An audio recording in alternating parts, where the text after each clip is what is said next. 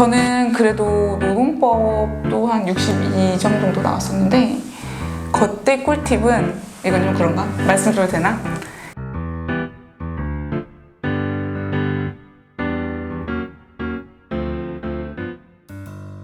당연히 기본적으로 노동법에 대한 이해도 높으셔야 되고 판례를 쓰는 것도 중요하지만 두 가지가 중요한 것 같습니다. 첫 번째는 저는 대법원 전환합의체 판례 번호를 썼습니다.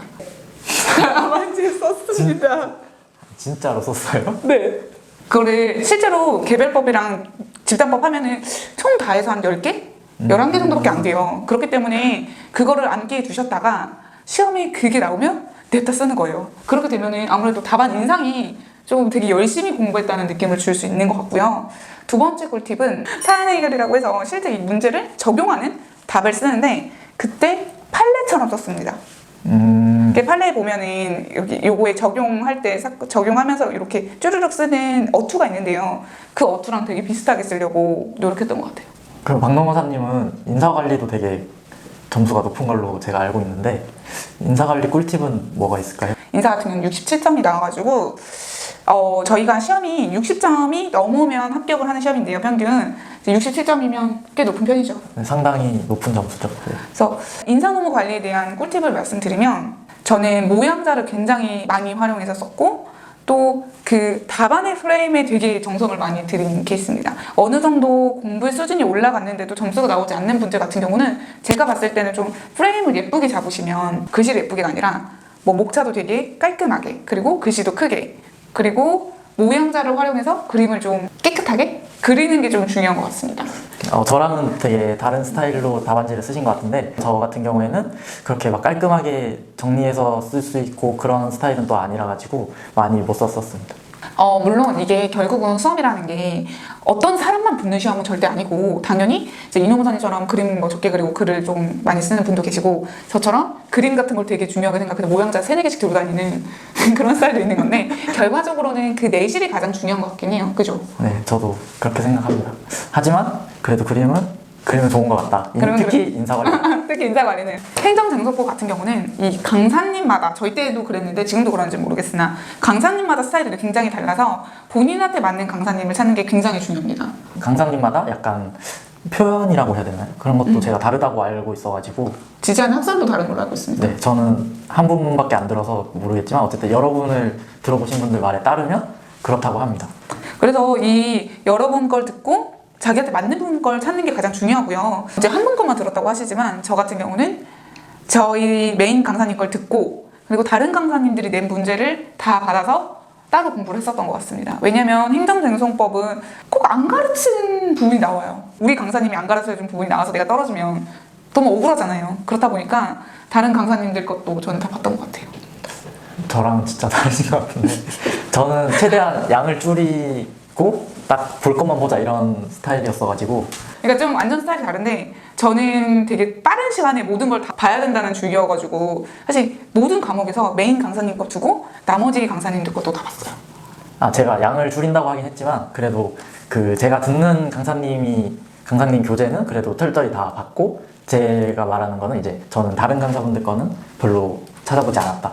이거는 유튜브 이제 보시는 분들이 선택하시는 부분이라고 저는 생각합니다. 그죠? 그렇지만 저는 보는 걸 추천합니다. 진짜 내가 본 거에서 안 나오는 경우가 생겨버리면은 정말 낭패죠. 네, 문제가 될 수 있기 때문에 이게 시험이 1년에 한 번이라서 더 그런 것 같아요. 이제 선택 과목에 대해서 한번 말씀해볼까요? 네, 저는 노동경제학이라는 과목을 선택을 했는데요. 이 과목을 선택한 이유는 저는 재밌어서 선택을 했는데 이 과목의 장점은 뭐냐면 다른 선택 과목에 비해서 양이 굉장히 적습니다. 공부 시간을 굉장히 아낄 수가 있고요. 질문 있습니다. 네. 그러면 행정쟁송보다 더 적어요? 비슷한 수준이라고 생각합니다. 그럼 또 다른 꿀팁. 노동경제 잘하셨다고 해서 노동경제 고득점이시래요. 노동경제학의 또 다른 좋은 점은 시험 칠 때 시험 날인데 원래 저희는 2차 시험을 이틀 동안 치는데 첫째 날에 노동법 1, 2 그리고 인사관리를 시험을 치고 그다음 둘째 날에 행정쟁송법이랑 노동경제학을 치잖아요. 근데 첫날 시험을 치고 이제 집이나 뭐 독서실로 돌아오면 시간이 3시? 4시 되지 않나요? 맞습니다. 네. 그랬던 것 같아. 네, 그러면 그때부터 이제 다음날 거를 한 번 다 보고 가야 되는데 경영조직론 양 엄청나잖아요. 근데 노동경제학 하시면은 이제 행정쟁송법 빨리 보고 노동경제학 빨리 보고 그래도 다른 과목에 비해서 일찍 잘 수가 있습니다. 근데 저 같은 경우는 거의 정반대인 경영조직론을 선택했었는데요. 경영조직론은 정말 양이 엄청 많습니다. 그런데 그만큼 선택하는 사람도 엄청 많습니다. 그렇기 때문에 내가 공부만 조금만 하면 바로 점수로 나오는 과목이라고 저는 개인적으로 생각해요. 다만 저는 그날 밤을 샜습니다. 밤을 샜습니다. 갑자기 떠오르네요. 잠을 아예 잘 수 없었어요. 내용이 정말 많아요. 그 대신 점수가 잘 나와요. 저는 노동경제학 추천드립니다. 아니요, 경주 최고. 갑자기. 그러면 그런 것도 궁금하실 수 있겠다. 이게 나중에 이제 노무사로 저희는 지금 일을 계속 하고 있잖아요. 네. 도움이 되나요? 저 같은 경우는 노동법은 너무 메인이고요. 그래서 노동법은 공부하실 때도 정말 많이 해주시는 게 좋고, 인사노무관리는 그래도 저는 유용한 것 같아요, 개인적으로. 민법이랑 인사노무관리랑 사회보험법? 사회보험법 이 정도는 확실히 실무에서도 너무 많이 쓰여가지고. 뭐 어떤 일을 하시는 아니, 어떤 다르다. 업무를 주로 하시느냐에 따라 좀 다르긴 하겠지만 저희 같은 경우는 네 그렇습니다. 네, 그렇습니다. 학원 커리큘럼 같은 경우에 저희가 2차 과목 같은 경우에는 연기부터 1기, 2기, 3기 이렇게 있잖아요. 혹시 각 기간별로 뭔가 꿀팁 같은 게 있다면 어떤 게 있을까요? 우선 연기입니다. 연기는 이제 학원 커리큘럼 보시면 아시겠지만 처음 2차에 입문하셔서 이제 기본적인 개념이나 뭐 이론에 대한 이해 단계라고 생각하시면 되세요. 그때는 사실 어떤 거를 암기하려고 하시기보다는 지금 이해한 걸 다시 헷갈리지 않는다는 생각으로 공부를 하셔야 돼요. 뭐 인사나 행정, 뭐 경조 이런 과목에 있어서 개념을 이때 외우셔야 합니다. 개념이 생각보다 안 외워져요. 그래서 되게 나중에 가서 3기쯤 가가지고 갑자기 개념을 외우려고 하면 그때는 잘 외워지지 않으니까 시간적 여유가 조금 있으신 연기 개념을 외우시는 것을 추천드립니다. 본인의 학습 스타일, 그리고 나한테 맞는 선생님 찾기, 그리고 나한테 맞는 펜 찾기, 이런 것들을 좀 해두시는 게 좋아요. 두 번째로는 일기입니다. 일기 같은 경우는 이제 연기에서 이해가 됐다면 일기는 조금 암기 시작하면서 조금씩 적어보기. 내 머릿속에 아무리 내용이 많아도 현출하지 못하면 안 되는 시험이에요. 그렇기 때문에 이 현출을 잘하기 위해서는 암기했던 내용을 손으로 써보는 습관을 가지는 게 필요합니다. 2기로만 넘어가도 문제를 계속 풀어야 돼요. 그렇기 때문에 1기 때 그런 연습을 하시는 게 굉장히 중요하세요.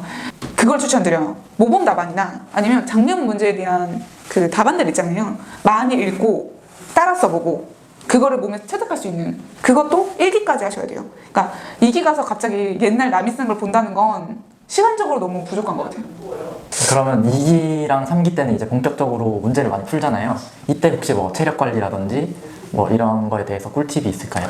우선 2기, 3기 때는 이제 공부 방법에 있어서는 그 학원에서 모의고사를 봐요. 빠지지 말고 참석하셔야 합니다. 빠지신 적 많으신가요? 저는 학원은 결제를 했으면 한 번도 안 받았습니다. 저도 동일합니다. 저도 모의고사는 단 한 번도 빠진 적이 없어요. 2, 3기 때. 그러니까 못 써도 상관없으니까 이런 걸 연습하셔야 돼요. 내가 들어갔는데 아는 문제가 나올 거라고 생각하시면 안 돼요. 모르는 문제는 반드시 나와요. 그렇기 때문에 이 모르는 문제에 대한 대처법 또한 연습이 필요합니다. 가셔서 모른다. 뭐라도 쓰세요. 있어 보이게. 있어 보이게 뭐라도 쓰는 연습을 자꾸 하셔야 나중에 시험을 보셨을 때도 완전 망하지 않아요. 이 시험은 완전 잘 볼 필요가 없어요. 딱 적정 수준으로 점수가 나와야 되는데 아예 하나를 못 써버리면 그렇죠. 망하죠. 이러니까 그거를 대비해서 꼭 참석하시는 거 추천드리고, 그리고 이때 가장 중요한 건 말씀하신 것처럼 체력 관리. 네. 체력 관리 어떻게 하셨어요? 저 같은 경우는 사실 원래 처음 시작했을 때는 매일 운동을 했었어요. 운동을 맨날 하다가 나중에 한 사실 2기, 3기 돼가지고는 운동을 하나도 안 했거든요. 근데 지금 와서 생각해보면 그 전에 약간 운동을 해뒀던 게 약간 발판이 되지 않았나 그런 생각이 듭니다. 저 같은 경우는 운동을 못했어요. 왜냐면 직장을 다니면서 시간이 너무 없는 거예요. 영양제, 보약, 링겔 막 이런 거. 그런데도 막 아파갖고 쓰러지고 이랬어요. 이게 체력이 좀 중요한 것 같아요. 네, 체력은 진짜 중요한 것 같아요. 그리고 2기, 3기 되면 손목도 되게 아프잖아요. 그게 기억이 나셨구나. 맞아요. 손목이 엄청 아파요. 이걸 너무 많이 쓰니까. 저는 그 아대가 있어요. 아대가 있는데 또 저한테 맞는 걸 찾기 위해서 되게 부단히 했었던 스타일인데요.